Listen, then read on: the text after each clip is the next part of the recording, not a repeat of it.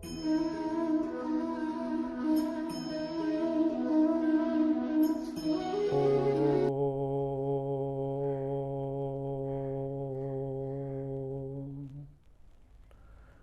दर्शकगण, सादर नमस्ते। आज हम योग दर्शन चालीसा के 20वें सूत्र पर विचार करेंगे। सूत्र है अविद्या क्षेत्रम उत्तरेषाम प्रसुप्त तनु विच्छिन्न उदाहरणाम। ये जो क्लेश हैं 5, अविद्या, अस्मिता, राग, द्वेष, अभिनिवेश, इस सूत्र में बताया है कि अविद्या क्षेत्रम उत्तरेषाम, ये अविद्या जो है उत्तरेषाम, मैंने बाद वाले जो 4 हैं अस्मिता, राग, द्वेष, अभिनिवेश, इसका ये क्षेत्र है, खेत है इनका, इसमें पैदा होते हैं वो। अविद्या का मतलब अगले सूत्र में उसका पूरा अर्थ बताया जाएगा, लेकिन मोटे तौर पर आपको बताया गया है कि अविद्या है कि जो जैसी चीज़ है उसको वैसा ना समझना। आत्मा नित्य है, उसको अनित्य समझना। शरीर अनित्य है, इसको नित्य समझना। ये अविद्या है। तो अविद्या यदि रहेगी तो अस्मिता भी रहेगी, राग द्वेष भी रहेंगे। जब हम सही बात की जानकारी नहीं तो सब रहेंगे, और मरने का भय भी रहेगा। इसमें आगे बताया अविद्या अक्षेत्रम उत्तरेषाम प्रसुप्त तनु विच्छिन्न उदाहरणाम।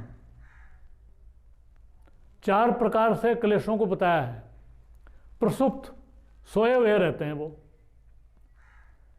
कोई भाव हमारा सोया रहता है। जैसे बच्चा जो होता है उसके सारे भाव, काम भी, क्रोध भी, लोभ भी, वैसे थोड़ा थोड़ा जैसे वो होश संभालता है उसको लोभ आता चला जाता है, हर चीज़ को झपटता है वो।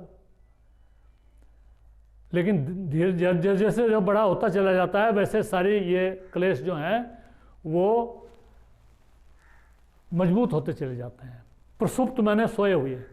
वैसे भी जो प्रौढ़ व्यक्ति भी होता है उसमें भी कोई क्लेश दबा रहता है, और जब उसकी आवश्यकता होती है, उसके अनुकूल कोई वातावरण बनता है तो वो क्लेश जागृत हो जाता है,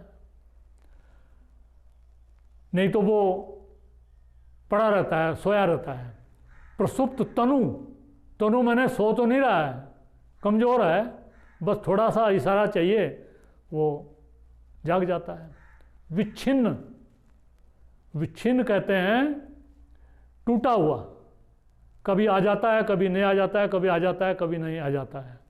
और उदाहरणाम, उदार किसको बोलते हैं? उदार बोलते हैं कि तब बिल्कुल वो अपने कार्य क्षेत्र में संलग्न हो जाता है, करने के लिए जागृत हो जाता है, और वो अपने काम पर लग जाता है। लोभी व्यक्ति है, पूरा लोभ जागृत हो जाता है उसके अंदर। क्रोधी है, क्रोध, कामी है तो काम।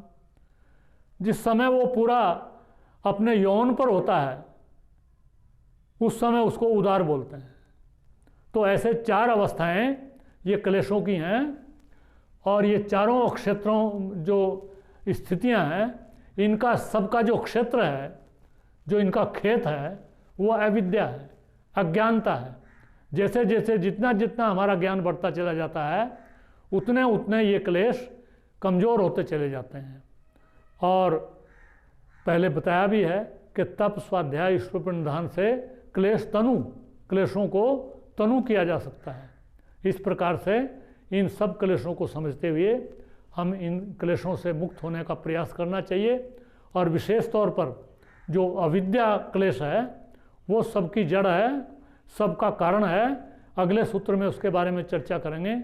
उस पर हमें अविद्या पर काबू पा करके और विद्वान बनने का और तत्व सहित सब बातों को समझने का प्रयास करना चाहिए।